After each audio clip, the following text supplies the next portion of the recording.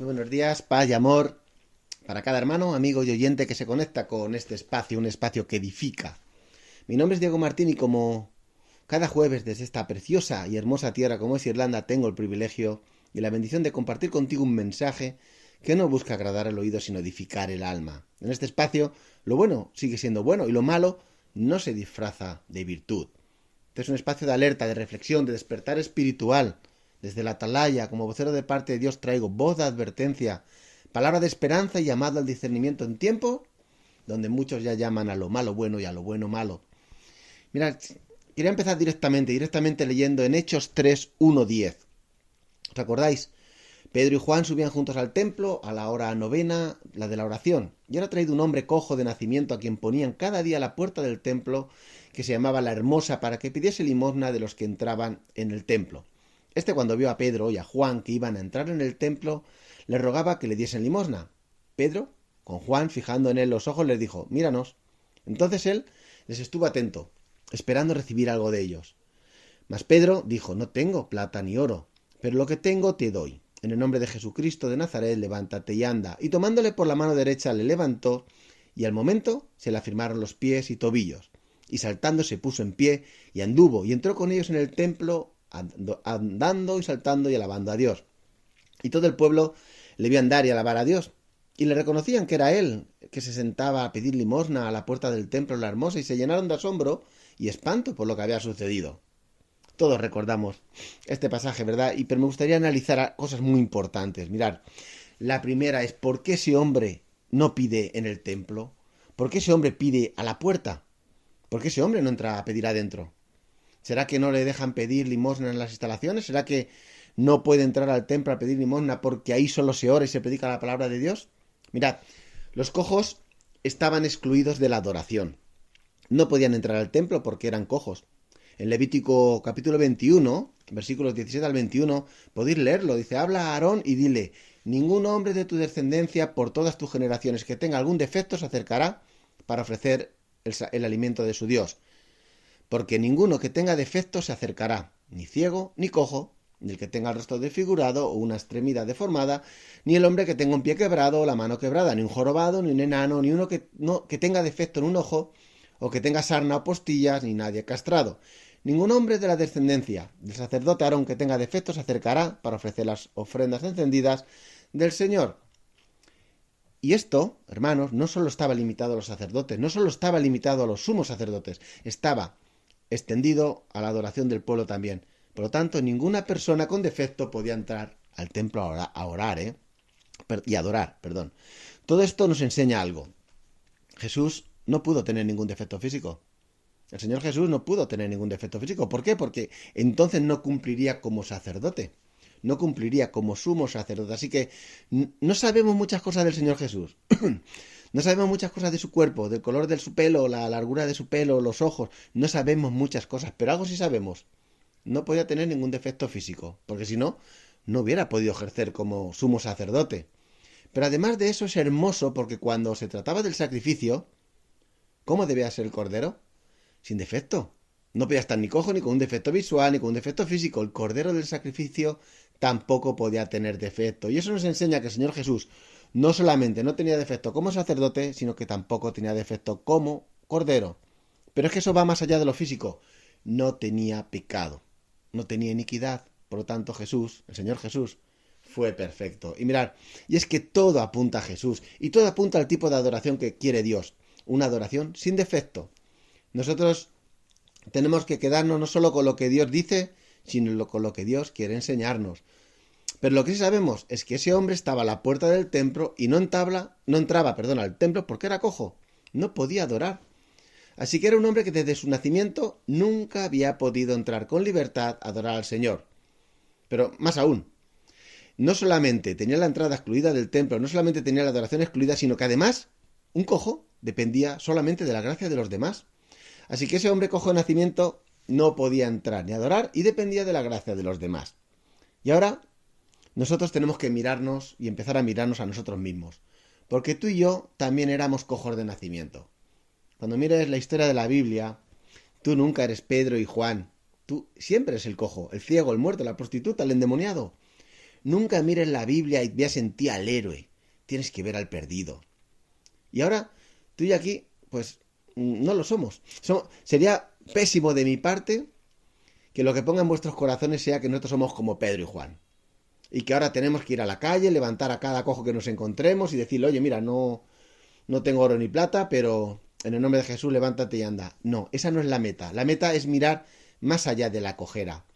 Pero para que empecemos a entender esto, que no podía adorar a Dios porque estaba cojo, no tenía relación religiosa con Dios porque estaba cojo. Y ese hombre solo dependía de la gracia de otros porque estaba cojo. Él no podía hacer nada por sí mismo. Piensa en esto. Sin Cristo no podemos adorar a Dios. Sin Cristo las personas que están en Adán, muertas en delitos y pecados, cojas por el pecado, ciegas por el pecado, paralíticas por el pecado, muertas por el pecado, como ese cojo, todos estaríamos excluidos de la adoración de Dios. A Dios. Tú y yo no podemos adorar a Dios sin Cristo. Tú y yo no podemos adorar a Dios sin Jesús. Pero otra cosa, sin Cristo, nuestra única esperanza es la gracia de otro. Como ese cojo que no podía valerse por sí mismo, como ese cojo que no podía valerse por sus propios méritos, tú y yo estamos muertos en delitos y pecados sin poder adorar a Dios. Y la única esperanza es que alguien venga y deposite su gracia en nosotros. Por eso tú y yo somos como el cojo. Y ahora vamos a ver cómo responden los siervos de Dios. Y vemos la respuesta de Pedro, ¿no? Dice, Pedro dijo, míranos. Pero, ¿qué esperaba? Esperaba recibir plata, oro, monedas, dinero. Pero Pedro le dijo, no tengo plata ni tengo oro, pero lo que tengo te doy, en el nombre de Jesús, el Nazareno, anda. Los ojos de Pedro no miraron su necesidad económica, los ojos de Pedro no miraron su necesidad material, y a veces nosotros, como creyentes, perdemos el foco. Es triste ver cómo algunas iglesias se han vuelto ONGs, y pastores alardean, hemos dado 1000 kilos de comida a los pobres, y no está mal dar comidas a los pobres, pero se pueden ir con el estómago lleno al infierno. Nosotros podemos ayudar, sí, debemos ayudar, somos llamados a ser solidarios, pero no podemos perder de vista las cosas importantes. No podemos simplemente que una persona coma. Yo quiero que una persona sea salva. Pedro vio más allá de la necesidad económica, Pedro vio más allá de la cojera, Pedro vio un problema con Dios. Y un problema que solo podía restaurarlo alguien, que es el Señor Jesús Cristo, el Nazareno. Así que el apóstol Pedro le dice, no tengo ni plata ni oro, pero en el nombre de Jesús, levántate y anda, que es lo que yo te puedo dar. Y esto nos enseña más cosas. Mirad, Jesús respaldó a sus apóstoles con señales, milagros y prodigios, como dice la segunda carta de Corintios 12:12. Entre vosotros se operaron las señales de un verdadero apóstol con toda perseverancia por medio de señales, prodigios y milagros. Mirad, cuando en Corinto pusieron en duda el ministerio de Pablo, cuando en Corinto muchas personas cuestionaban si Pablo era un verdadero apóstol, una de las cosas que Pablo dice es, delante de vosotros he testificado milagros, señales y prodigios de un verdadero apóstol. La Biblia enseña que Jesús respaldó a sus apóstoles con un poder y con una autoridad con el fin de que ellos mostraran ser los apóstoles de Cristo. Pero hay algo más importante. No solo Dios respaldó a sus apóstoles, no solo Dios respaldó a sus siervos con milagros, señales y prodigios. ¿Cuál era el fin? ¿Cuál era la finalidad? ¿Cuál era el propósito de estos milagros? Testificar el Evangelio. Mirad, el final no era un show. Pedro no dijo, saca la cámara y grábalo para que la gente vea que Dios me usa en milagros. Pedro no hacía eso. Pedro no iba por ahí diciendo, yo averiguo el DNI o no sé. No ves a los apóstoles alardear, no ves a los apóstoles mirando los focos y diciendo, por favor, enfoca el foco a mí, pon el foco en mí para que la gente mire a Pedro. No. Todo lo que ellos hacían era que la gente mirara a Jesús. Pedro no quería fama. Ellos no querían focos, ellos no querían la atención, ellos querían que Cristo fuese exaltado, que el Evangelio fuese anunciado y que la gente fuese salva. Y nosotros como iglesia nunca debemos querer aplausos para nosotros.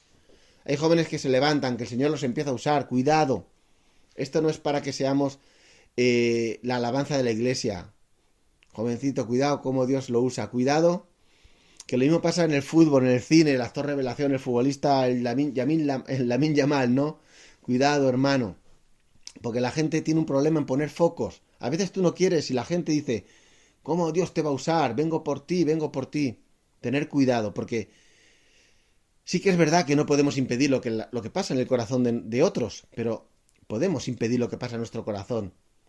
Por eso, aparta el foco, no por mí, por Jesús, no vengo para verte. No a mí, no pierdas el foco. Vengo a la iglesia por ti, dicen. Cuidado, que la iglesia es de Cristo. Yo hoy estoy, mañana no. El que está siempre es Jesús, el que está siempre es su pueblo, y lo que está siempre es su palabra. Por eso, hermanos, cojamos los focos y aunque nuestra carne humana quisiera para sí, miremos el foco, pongamos el foco en el nombre de Jesús. Porque el fin no era en ellos, el fin era el Evangelio. Nuestra salvación, hermanos, los milagros nunca han sido el propósito. Los milagros han sido el camino. El interés de Jesús no eran los milagros. ¿Para qué eran los milagros? Pues para que sepan que yo soy el Cristo, decía Jesús. Los milagros que hacían los apóstoles no eran el propósito, curar, sanar. El propósito es dar a conocer a Jesús, a Cristo, anunciar el Evangelio, que la gente fuera salva. Entonces, ¿por qué tanta campaña de milagro hoy? ¿Por qué tantos cursos de milagros? Hoy tanto culto de sanidad, donde Jesús no aparece. ¿Por qué en esas iglesias Cristo es un personaje secundario? ¿Por qué en esas iglesias el gran apóstol es el gran profeta, el ungido, él es el centro, el que tiene el don de sanidad? No, eso no es así. El centro de la iglesia es Jesús. El fin de los milagros es Jesús. El fin de la predicación es Jesús. Porque de Él, por Él y para Él son todas las cosas. Nosotros no tenemos que aparecer en esa historia, sino como mensajeros. Aprendamos de Juan. Yo no soy el Cristo, yo soy el amigo del novio. Yo solo tengo que menguar para que Él crezca. Así que, hermanos, debemos entender que los milagros nunca han sido el propósito. ¿De qué vale que una persona se vaya curada al infierno? ¿De qué vale que una persona se vaya sanada de una enfermedad al infierno? ¿De qué vale que un paralítico ahora se levante para ir a correr al mundo?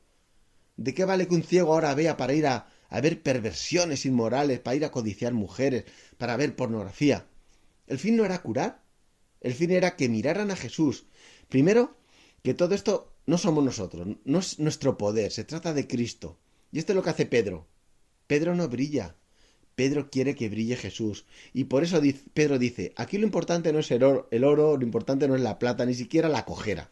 Lo importante es que tú mires a Jesús. Y por eso dice, no tengo ni oro ni plata, pero lo que tengo te doy en el nombre de Jesús. Jesucristo el Nazareno. Los apóstoles nos enseñan, mira a Jesús, a Jesús. Mira, lleva a la gente a Jesús, no lo lleves a ti. Oye, hermano, hermana, quiero quedar contigo porque cuando hablo contigo tengo paz. Cuidado. Cuidado porque tu corazón, a veces a todos nos gusta hacer hacer que nos busquen, ¿no? El centro, la hermana de los consejos, el hermano que siempre ha ido, cuidado con tomar el lugar de Jesús. Y para acabar, y no menos importante, Pedro en el nombre de Jesús le dio la mano al paralítico y al instante sus pies y tobillos cobraron fuerza. Y de un salto se puso en pie y andando entró al templo con ellos caminando. ¿Qué es lo primero que hizo? Entró al templo. No fue a comprar, no fue a dar un paseo, no fue a la playa, no. ¿Cuál era el anhelo más grande de ese cojo? Entró al templo. Entró al templo caminando, saltando y alabando a Dios. Todo el pueblo lo vio andar y alabar a Dios y reconocieron que era el mismo que se sentaba a la puerta del templo, la hermosa, a pedir limosna, y se llenaron de asombro y admiración por lo que había sucedido. Mirad, lo primero que vemos aquí es que ese hombre entró al templo cantando, saltando y alabando a Dios. Hermanos, esta historia no es la historia de un milagro, es la historia de una restauración completa. Es la historia de un hombre que estaba cojo y anduvo, pero no anduvo solamente, sino que su relación con Dios fue restaurada. Ese hombre podía ahora adorar a Dios, ese hombre ahora podía entrar al templo, ese hombre ahora podía ir a alabar a Dios. Y eso nos enseña que lo más importante no fue el milagro, lo más importante fue que ese hombre, desde ese preciso día, podía ir todas las semanas a adorar al Señor. Entonces, ¿será que hay algo más importante, algo más grande que un milagro? A lo mejor tú ahora estás aquí escuchando esto enfermo, a lo mejor tienes algún ser querido enfermo. Y por eso me viene a la mente como en Lucas capítulo 5, el versículo 23 al 25, donde dice, ¿qué es más fácil? ¿Decir tus pecados te son perdonados o decir levántate y anda? Pues para que sepáis que el Hijo del Hombre tiene autoridad en la tierra para perdonar pecados, dijo el paralítico. A ti te digo, levántate, toma tu camilla y vete a tu casa. Y al instante se levantó delante de ellos, tomó la camilla en que había estado acostado y se fue a su casa glorificando a Dios. ¿Recordáis esta historia? Ese hombre que fue llevado a Jesús a través del techo y todo el mundo esperaba que Jesús le sanase de su enfermedad. Todo el mundo esperaba que Jesús lo levantase. Y en el momento que ese hombre llega, Jesús le mira y le dice, tus pecados te son perdonados. Y la gente se enfada. ¿Quién es este? Solo Dios perdona pecados. ¿Y qué hace Jesús? ¿Creéis que lo más difícil es que se levante? ¿Creéis que eso es lo más complicado? Pues venga, pues levántate y anda. Pero sabes, lo más importante, que en ese milagro Jesús nos enseña qué es lo prioritario. Eso está diciendo, ¿creéis que más importante era que ese se levantase? ¿Creéis que lo más importante era que ese hombre pudiera andar, correr? No.